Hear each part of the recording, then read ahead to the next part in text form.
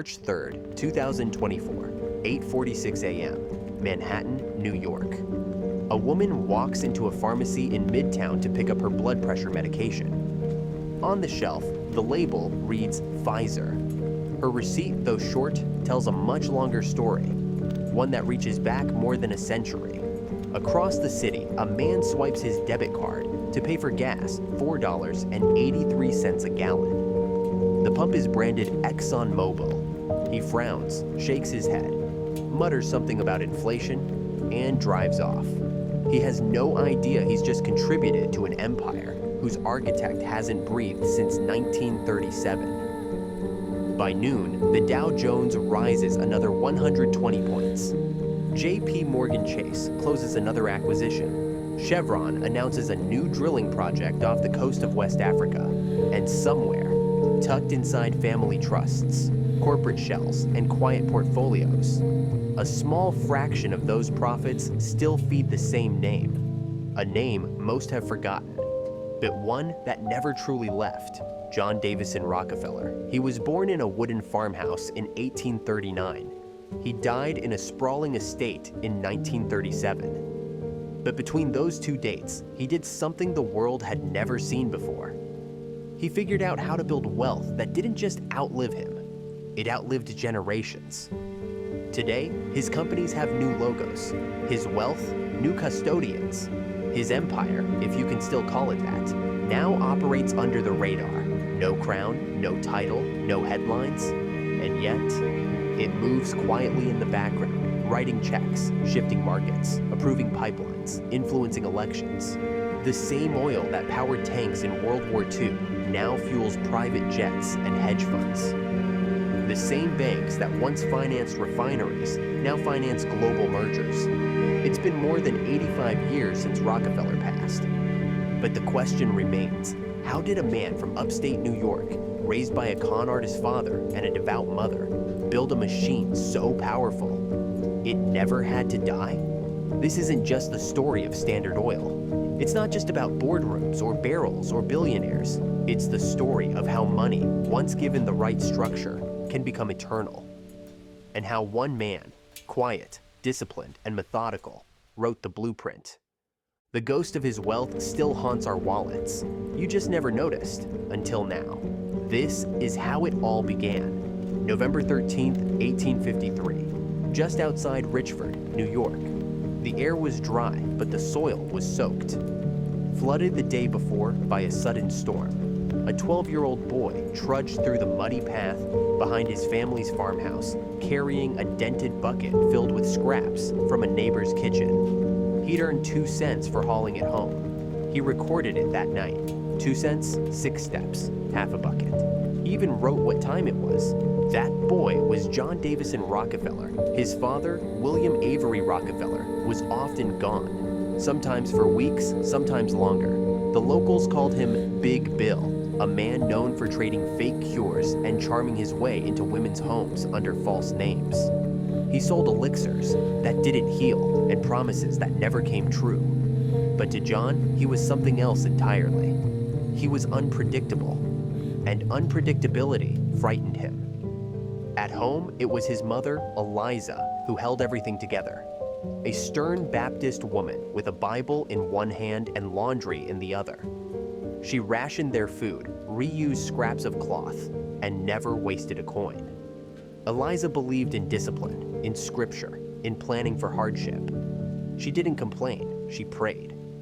And young John watched every move she made, every crust saved, every sermon absorbed, every penny stretched until it screamed. They weren't poor, not by the lowest standards, but they were never secure. Rent payments came with warnings. Coal was measured before being burned. Clothing was patched until it resembled quilts. It was a life that never allowed ease, and that left a mark. By age 14, Rockefeller was loaning out his own pocket money with interest. His siblings laughed at first until they realized he wasn't joking. He started logging every expense in a notebook he guarded like it was sacred. Apples, pencils, bus fare. He gave each item a line, a number, a date. His handwriting was neat, his calculations exact. Nothing escaped his ledgers, not even gifts he planned to give. He needed to know what was coming in, what was going out, and what was left in between. Control wasn't just a habit, it was protection. It was survival. In 1855, at just 16, Rockefeller got his first job as an assistant bookkeeper in Cleveland. He wore a second-hand coat and carried a single coin in his pocket for emergencies. He showed up early, stayed late, never complained. The company paid him 50 cents a day. That's what most teenagers made. But John didn't care about the wage. He cared about the numbers. He copied every entry by hand, balanced every column. If the ink smudged, he'd redo the entire page. He wasn't fast. He was perfect. His coworkers noticed. So did his boss. But no one could quite understand why this young man worked as if the fate of his family depended on each decimal. In truth, it did. He had promised his mother he would never need charity. He had promised himself that he would never live at the mercy of another man's choices. Not like she had. He didn't say it out loud. But every number he wrote was a vow. Years later, long after he became the richest man alive, Rockefeller would still show guests his childhood ledger. The pages were yellowing, the ink had faded, but the structure, his system, remained unbroken. That notebook, he once told a reporter, was the most honest account of any business I ever ran. And in a way, it was the beginning of all of them. In a world shaped by showmen, by gamblers, by fast talkers, and dreamers, John Rockefeller was something different. He wasn't loud. He wasn't reckless. He didn't believe in luck. He believed in ledgers. He believed in saving before spending, in certainty before expansion, in order above everything. His father had made a living deceiving people. John would build a legacy by outplanning them. Every fortune begins somewhere. His began with ink, a ruler, and a boy who refused to let chaos rule his life. And from that point on, he never stopped counting. August 27, 1859, Titusville, Pennsylvania. The first oil well in America strikes black gold. News spreads faster than the oil itself. Within days, prospectors, speculators, and scavengers swarm the hills. By winter, the once quiet farmland is covered in wooden derricks. Crooked, unstable, and jammed shoulder to shoulder like matchsticks ready to light. There were no rules, no regulation, no cleanup plans. Wells erupted, caught fire, caved in. Buckets and barrels lined the ground. Spills soaked the soil. Oil ran into creeks. Explosions were common, deaths even more so. A single spark could take out an entire patch of land. And yet, the rush didn't slow. Towns popped up overnight. Men fought with fists and pistols over property lines drawn in chalk. Everyone wanted a piece of the future. And in Cleveland, Ohio, about 100 miles from the madness, a 20-year-old bookkeeper sat behind a desk, studying numbers by candlelight. John D. Rockefeller wasn't rushing toward oil. He was learning how it moved. He didn't care for the noise. He didn't trust the boom. He understood something the others didn't. The real money wasn't in the finding, it was in the handling. While others gambled on drills and geysers, Rockefeller invested in refinement. In 1863, he pulled $4,000 and took control of a small Cleveland refinery. Less flashy than a well, but far more stable. He didn't want to guess where oil might be. He wanted to make sure it could be processed, stored, and shipped, without waste, without mess, and without interruption. The refinery didn't look like much, but it ran with precision. He hired chemists, cut costs where others didn't even measure them. He sold byproducts others tossed away, paraffin, tar, lubricants. For every gallon of crude, he extracted something extra. There were no wild guesses. Every cent was accounted for. Every barrel had a purpose. Most operators made a fortune 1 month and lost it the next. Their profits went up with the wells and vanished just as fast. Rockefeller reinvested, expanded slowly, bought secondhand equipment only if it could be fixed, paid debts early, discounted prices to beat competitors, but only when the math said it made sense. He didn't celebrate when crude prices surged. He didn't panic when they fell. He had built a system that could survive both. And unlike the others, he didn't need oil to gush from the ground to win. He needed it to move through the pipe, efficiently, cleanly, predictably. He didn't sell dreams, he sold stability. The Cleveland refinery soon became one of the most profitable in the region, then one of the most efficient in the country, then a model for something bigger. In the oil fields, men risked everything for a well that might collapse.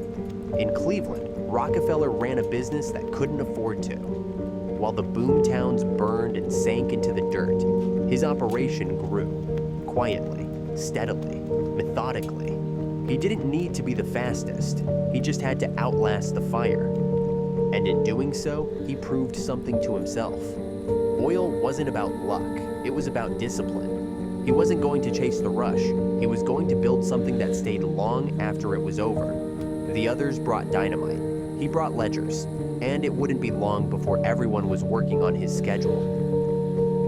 January 10th, 1870, Cleveland, Ohio.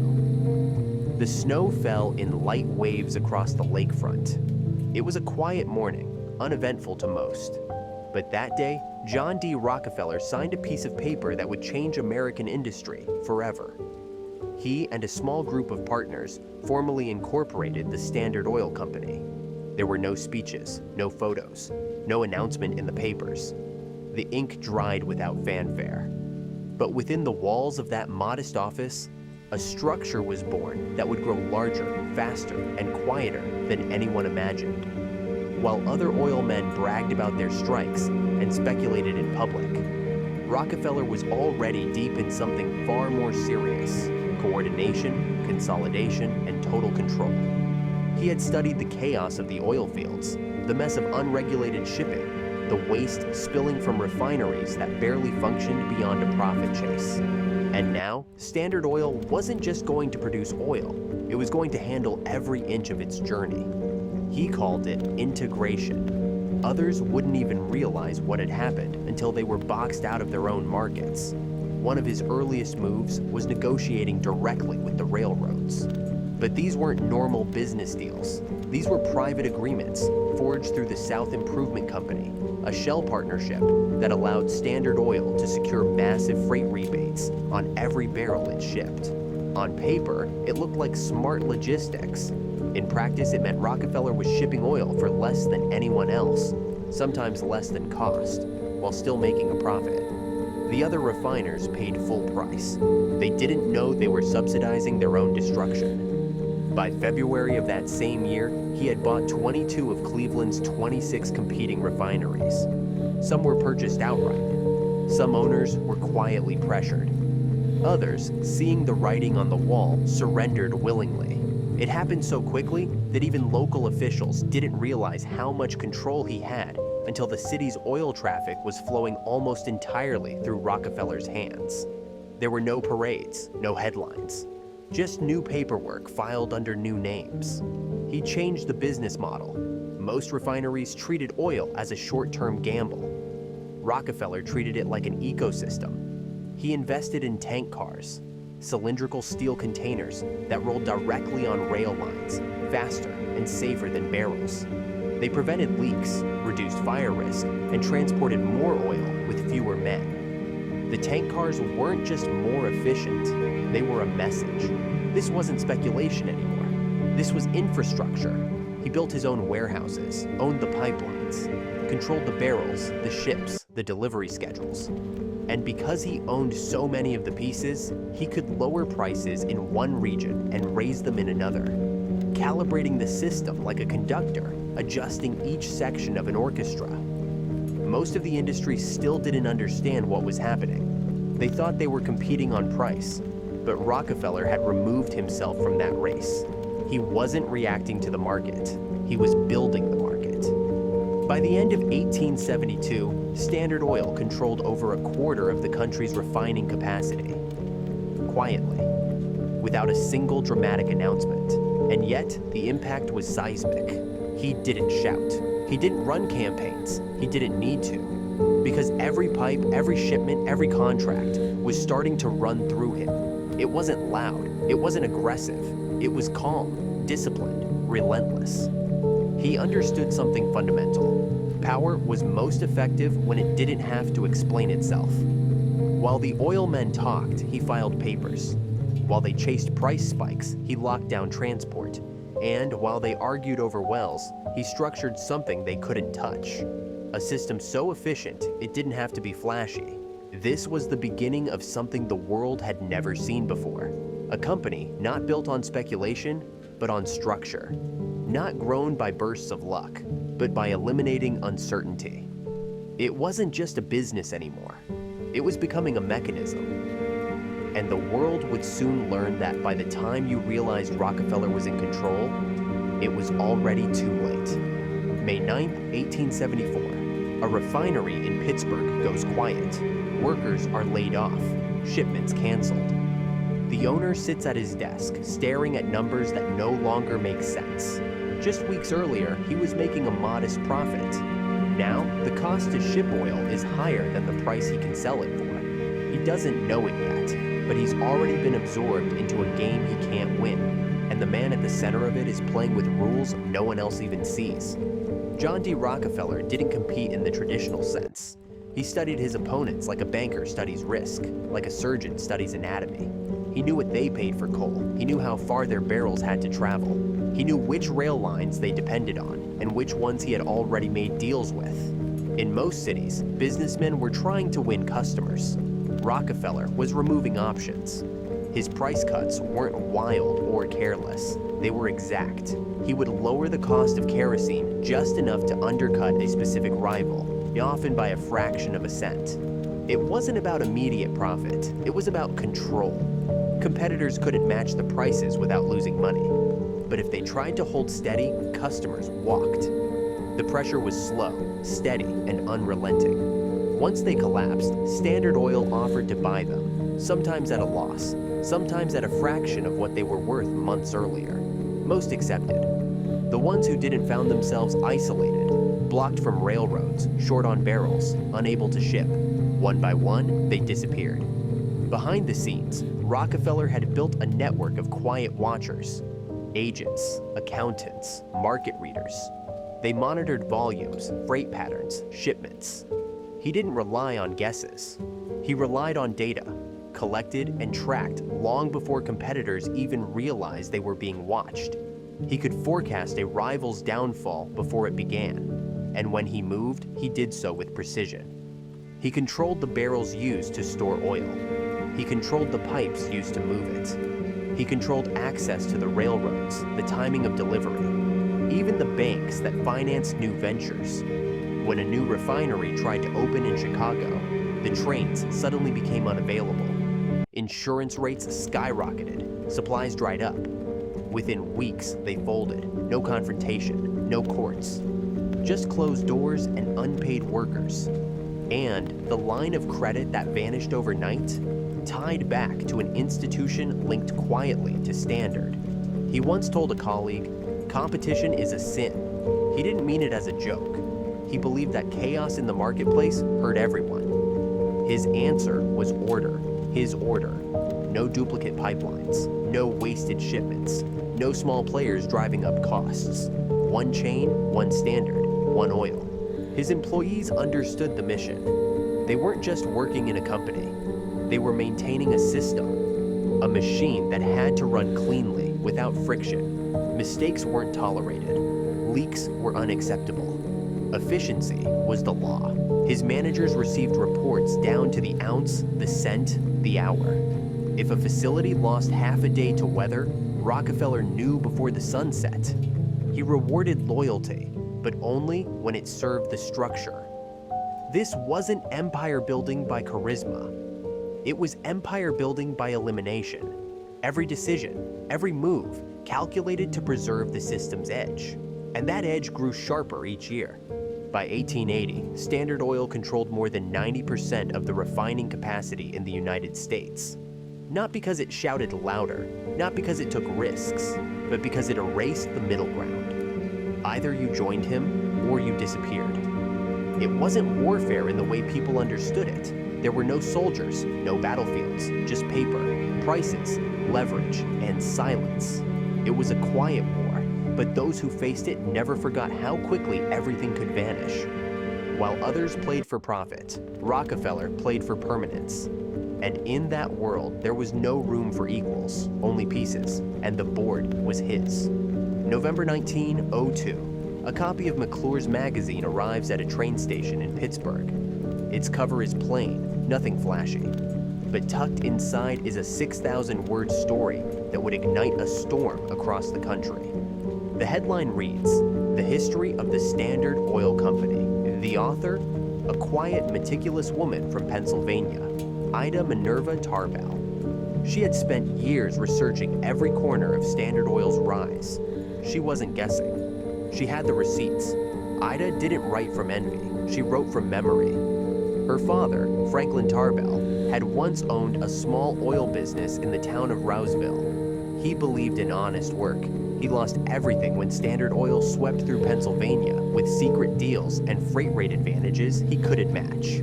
He never recovered.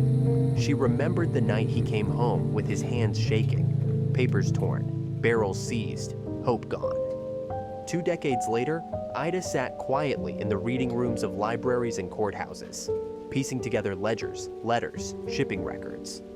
She interviewed former employees, railroadmen, small-town lawyers. She read over 400,000 words of corporate filings. The deeper she went, the clearer the pattern became. This wasn't just ruthless business. This was a company that changed the rules while pretending to follow them. Her writing didn't shout, it sliced. Each installment peeled back another layer. How Standard had forced rivals to sell, how the rebates crushed new entrants, how the pipeline routes were designed to starve competitors. She told readers what had never been said aloud. The empire hadn't grown because the product was better.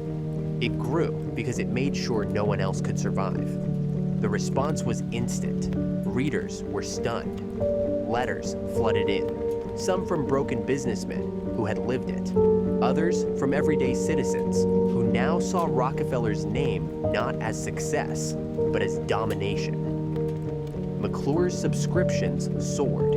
Ida kept writing. In Washington, the mood began to shift.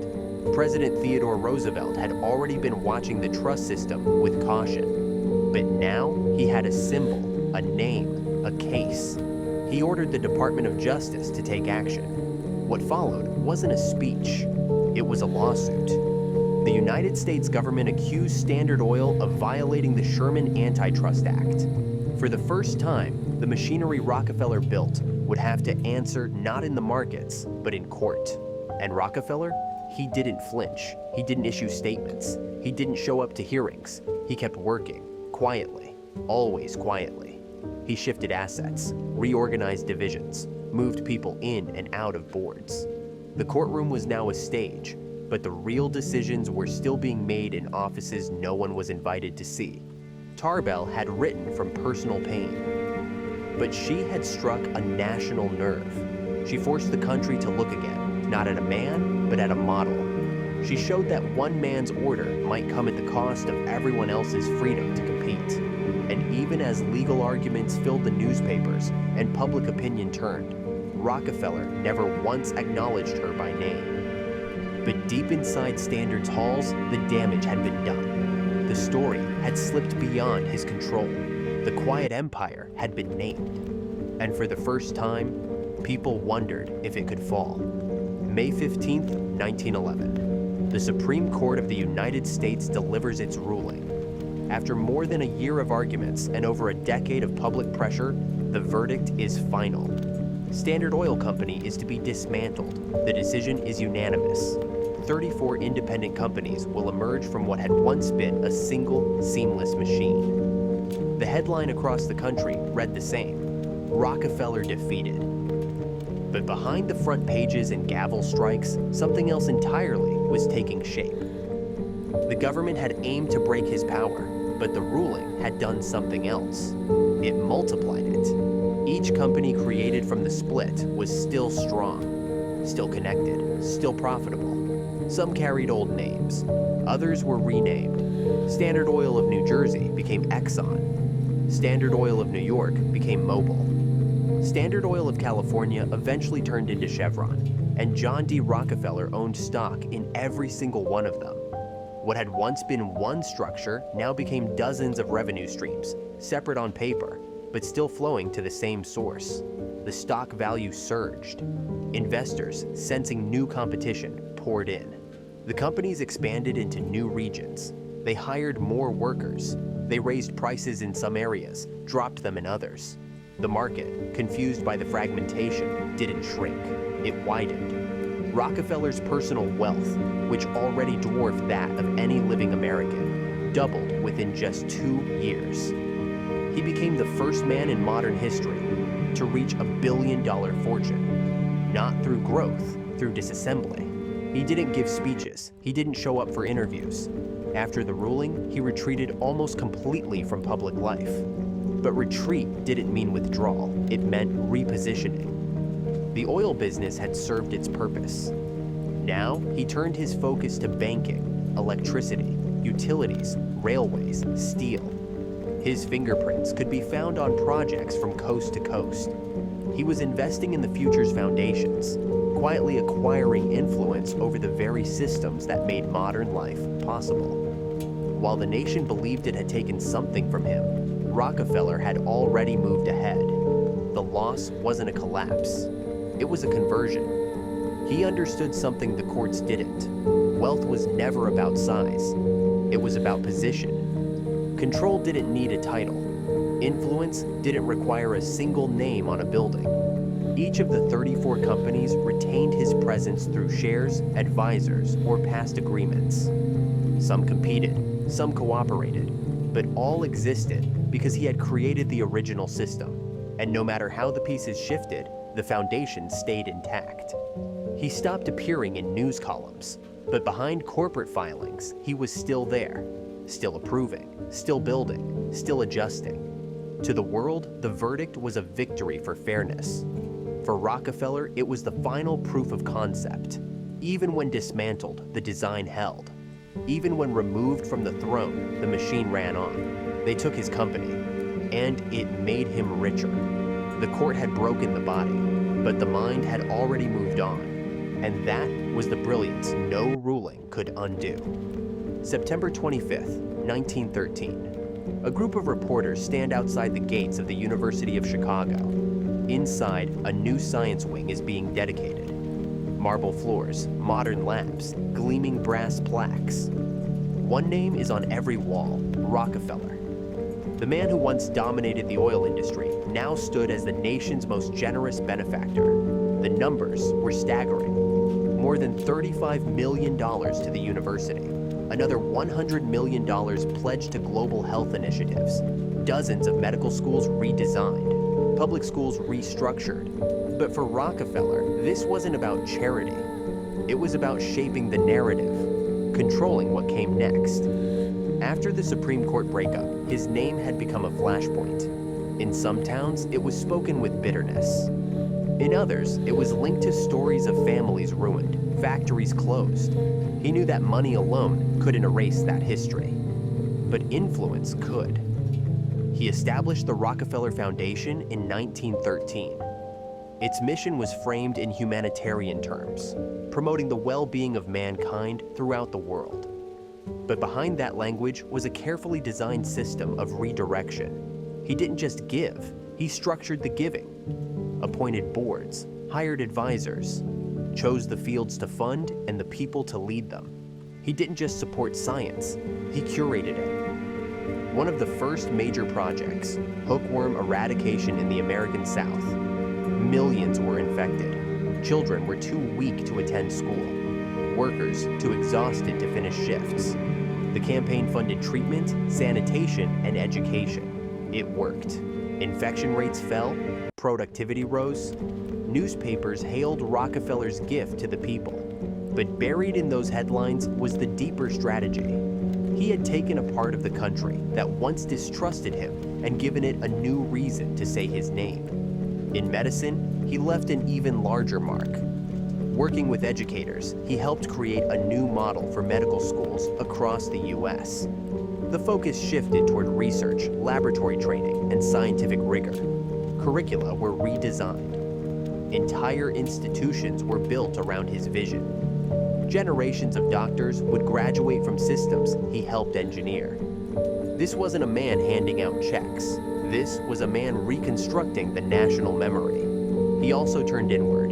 His son, John D. Rockefeller Jr., was now stepping forward, less cold, more diplomatic. He became the family's public face, attended ceremonies, gave speeches, appeared at foundation events. His father watched closely, taught him not just how to manage capital, but how to manage perception. It was legacy management, carefully taught, carefully timed. And in the span of a decade, the man once accused of crushing competition became the grandfather of modern philanthropy. He didn't erase the past. He redirected attention. The oil, the courts, the business wars, those were no longer the final chapters. Now there were stories of schools saved, diseases cured, futures funded. He had shifted the spotlight, rewritten the lines, and slowly, the public forgot what the fight had been about in the first place. February 6th, 2023, a single click processes a fuel order for a logistics company in Dallas. The invoice lists the supplier as ExxonMobil. Thousands of miles away, a corporate board meets in San Ramon, California. Chevron executives signing off on a new offshore drilling deal. Later that evening, a Chase Bank branch in Chicago approves a $12 million small business loan. 3 transactions, 3 companies, different industries, different locations, but all carrying the DNA of the same forgotten structure. They were once pieces of something bigger, Standard Oil, broken apart by the Supreme Court in 1911, scattered across state lines, renamed, rebranded, restructured. But even in separation, they carried forward the blueprint. The stockholders remained. The growth continued. The quiet connections survived. ExxonMobil didn't just emerge. It evolved from Standard Oil of New Jersey. Chevron came from the California branch. Chase traces back through mergers to the National City Bank of New York, once the financial arm behind Rockefeller's early moves. And while their operations are global, their foundation is familiar. What the public sees are names on buildings, but behind the curtain are trusts, legal structures built to hold, protect, and multiply. The Rockefeller Brothers Fund, founded in 1940, still operates today, investing in clean energy, public health, education reform. Its board members trace their roots to the original family. Their decisions influence policies in Washington, partnerships in Geneva, investments in Nairobi. The money no longer wears oil on its sleeves, but the pressure, the weight of it, still shapes outcomes. In global development circles, Rockefeller-funded projects advise on vaccine distribution, school planning, economic stability. In health, the legacy runs through grant programs that defined what modern hospitals teach. In finance, their networks touch private equity, asset management, real estate, green portfolios. The industries change, the method does not. You won't see the name in every headline. That's intentional. The empire no longer needs to be visible to be felt. It exists in motion, through foundations, silent boards, interlocking shares, and it's built in a way that protects itself, diversified, legally shielded, decentralized only in appearance. This is how wealth survives scrutiny, by shifting shape, by staying one step removed, and that's what makes it so difficult to trace. Not because it disappeared, but because it blended in. You can fill your tank, swipe your card, file a loan, get a prescription, all without ever hearing the name Rockefeller. And yet, he's there, in the fine print, in the board minutes, in the long tail of investments that outlasted nations. He's been gone for over 8 decades, but the machine he built never turned off. It just changed its logo and kept running. April 12th, 2024. A university lecture hall in Atlanta. The business professor writes 5 words on the whiteboard. Control the chain, not the product. He turns to his students and explains how the most powerful companies in the world don't just sell things. They own the pipelines, the storage, the rails, the shelves, the timing. The room is quiet. Half the class has no idea they're hearing Rockefeller's playbook. His methods didn't disappear. They evolved, quietly, precisely. They were copied by tech giants, shipping giants, healthcare networks, and investment firms. Because what he discovered wasn't just how to profit, it was how to endure. He built structures that didn't collapse when attacked. He didn't just buy refineries. He bought the barrels, the trains, the insurance lines, the boards that approved decisions. Every step of the journey was his, and that idea, vertical control, still defines how industry giants protect their ground. He avoided risk by eliminating dependency. If something touched his product, he tried to own it. If something handled it, he made sure it couldn't be used against him. The oil itself was secondary. The system around it was everything. He mastered the invisible edge, the part most people miss. While others focused on headlines, he focused on the parts no one noticed. Contracts, logistics, regulation loopholes, and access points. When the public turned against him, he didn't fight it head-on. He let the pressure burn itself out. He gave speeches about charity, built hospitals, funded universities. While the crowd looked left, the power moved right. And by the time opinion shifted, he had already passed control to the next layer. Today, those same strategies are dressed in new clothes. Automated supply chains, tech infrastructure, digital logistics, global distribution. But the core is unchanged. Own what others rent. Control what others need. Move before others notice. Every time a package is shipped across state lines and arrives under budget, every time a small company can't match the price of a giant, every time a customer is given only 2 real options and thinks they have choice. That's the echo of a method perfected over a century ago. He didn't teach these lessons, he modeled them. And the world watched closely. John D. Rockefeller is no longer in the news. His name isn't etched into your phone or your gas pump or your mortgage documents. But the logic he left behind still runs underneath it all. Because the greatest legacy isn't wealth. It's a design that others can use and still not fully understand. And every time you drive, bank, or fill a prescription, he's still cashing in.